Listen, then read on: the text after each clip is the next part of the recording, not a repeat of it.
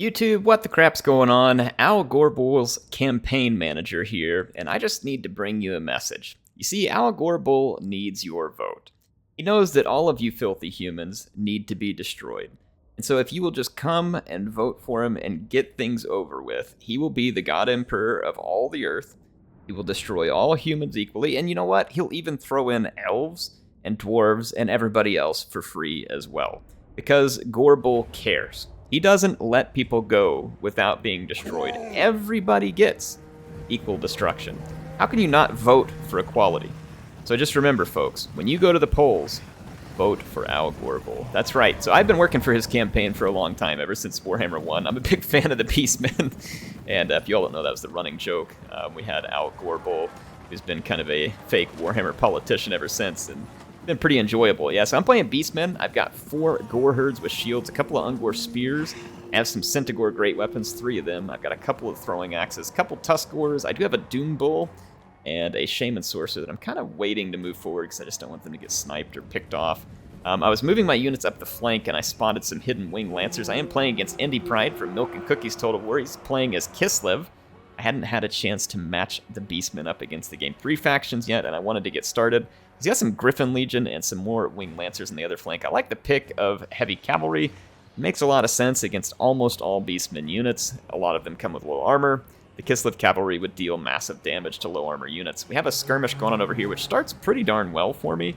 It's going to be rough, though, because there's going to be some magic support and another unit of Lancers. But you see where these Centaur throwing axes come in handy is I can back off and just start throwing the axes into the fight. So even if I do end up losing some melee, which I will here, I can basically turn it around regardless. I probably should have come in and cinched those hounds up against the back of that too, but at least this gives me clean shots with throwing axes. I go ahead and go into melee. I'm feeling pretty confident I can clean up the melee.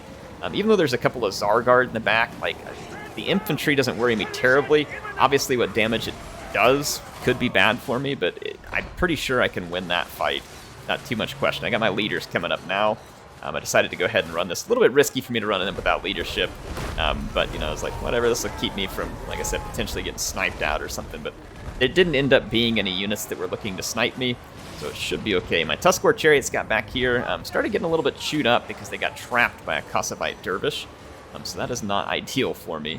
I need to try and do something about that. I do have spears nearby, but they're going to take a charge. This is kind of good, though, in a way, because it ties these units up. They had pinched my Centaur. I didn't see those hidden units, so it was a nice play by Indy.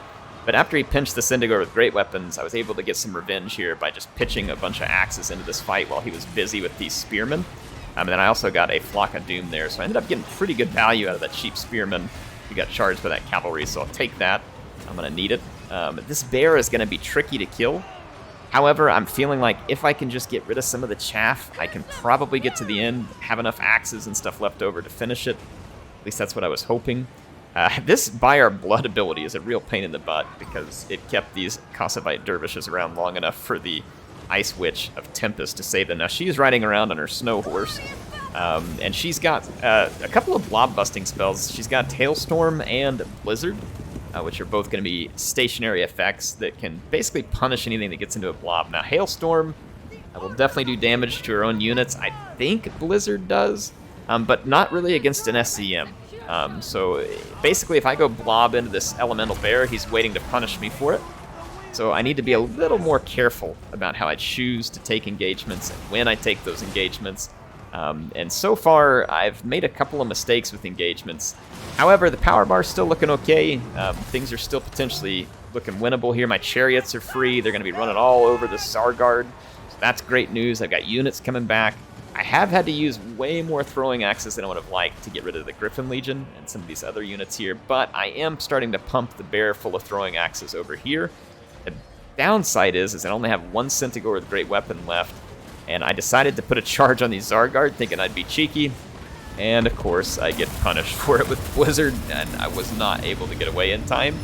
So this is very unfortunate for me. The Doom Bull arrived though, and then I was like, alright, you know, maybe this won't be so bad. I'll get the Doom Bull in here and start cracking some skulls. This may not be too bad. There's not a ton of defense over here. There's just a few Zargard. Then the Griffin Legion turn around, and all of a sudden the Doom Bull is going to find himself surrounded. And it's going to be really difficult for me to get out now because he's surrounded by high mass units. And I really probably should have pulled these chariots over here to start getting rid of that Tsar Guard, so I made another mistake here.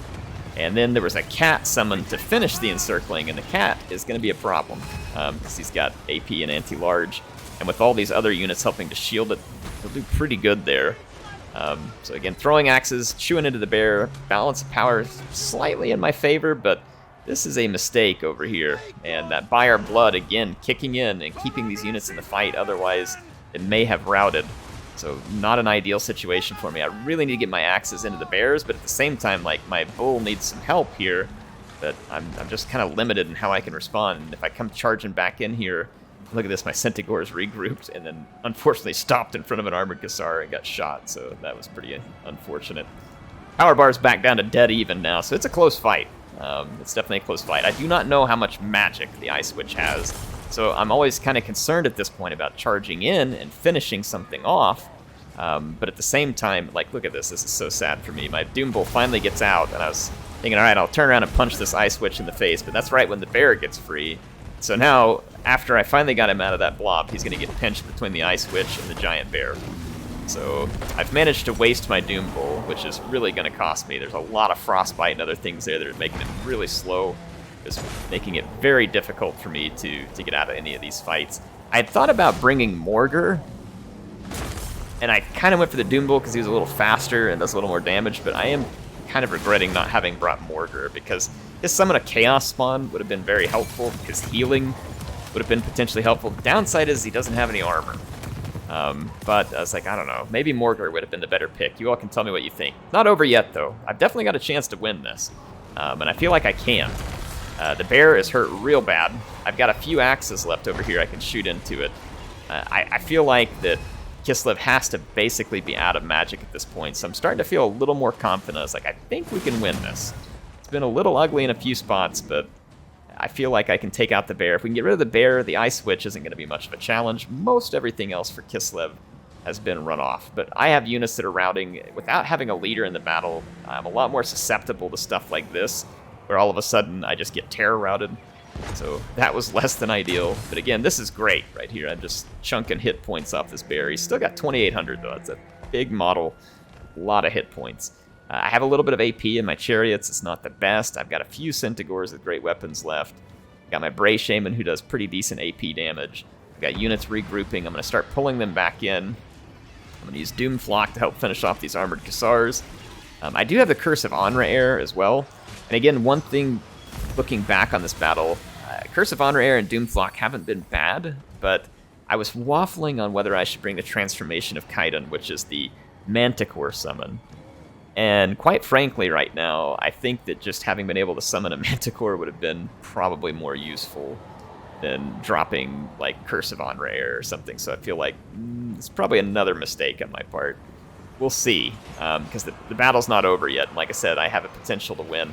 I charged into his Winged Lancers, and I did not expect another spell, but here comes another one. I'm going to mostly avoid this one, though. But again, now that I've seen yet another spell, I was like, again, he's got to be out of magic. There's been so much magic. That was just enough, by the way, to shatter my Centaurs with great weapons. So now I don't have that AP. So I go and fix the bear, and I start charging in, thinking, all right, we can just get in here, clean up the bear. The Ice Witch took a lot of damage right there as well. So I was like, we can get in here, clean up this bear. Hopefully we don't tear her out. There's Encourage on my Bray Shaman. Maybe he can hold this one together. I threw a Curse of Honra Heir, so I've got, maximum susceptibility. And he had more magic. So the power bar was swinging into my favor. And then as that blizzard unfurls, it swings totally out of my favor. And what was a win here gets snatched away by a very cheeky Ice Witch who just never seemed to run out of magic here, unfortunately. So I just could not get a break there. I thought for certain that Ice Witch had to be out of magic, but she was not. So again, like a transformation to Kaidan here, it would have been huge. The Ice Witch is not immune to Psych. The bear is, but the Ice Witch is not. Yeah, the bear does terror. So yeah, it would have been better to have brought that. So a couple things. Use my Lord better, and bring the transformation to Kaidan, and probably could have swung this one despite the nice magic uses by Indy. A couple things that caught me off guard that, maybe I could have been better played at, like when I got ambushed over here by his cavalry. probably could have done a better job seeing that one coming because his army was obviously too small to be complete. So that was one maybe I should have just approached with a little more caution with like a faster unit that could have run back before we went and got committed over there. Not charging into the Zargard with my Centaur Great Weapons that ended up just getting slaughtered by the spell anyway. That was also a big hit. Otherwise, it wasn't bad. I think my army pick was totally capable of winning this one, and it was an interesting matchup. Indy had some stuff to hurt me. I had some stuff to hurt him. It was a pretty close battle. Like I said, all the way up until that very last point, I certainly had a chance to win it. Just enough magic there to get the job done. So he got real nice value out of, well, I say real nice. The bear is very expensive, but it was doing a great job. You know, it effectively won the battle, right? It was drawing in those things that allowed his Ice Witch to get some really nice damage. The Blizzard and the Hailstorm, whatever they call that one. My Shaman did okay. My Throwing Axes, they both did good because they pumped a lot of value, but I just didn't get the value I needed out of my Centaurs. Okay-ish elsewhere. It kind of just depends. My Gore Herds did very well, especially considering some of what they were up against was armored, so I was pretty pleased with the way that they performed. My Spearmen, this one actually got a ton of value over here, which I wouldn't have expected to see. But you know, I never brought the Spears expecting value. They're just more extra chaff on the field. But fun matchup. I'm excited to play more of this one. I think Kislev and the Beastmen have an interesting dynamic between the two. Should be a lot of fun to see this one play out over time. Appreciate Indie Pride for all the awesome battles he's been helping me get, and he played a good one here. And I will see you all next time with some more footage in Total War Warhammer 3.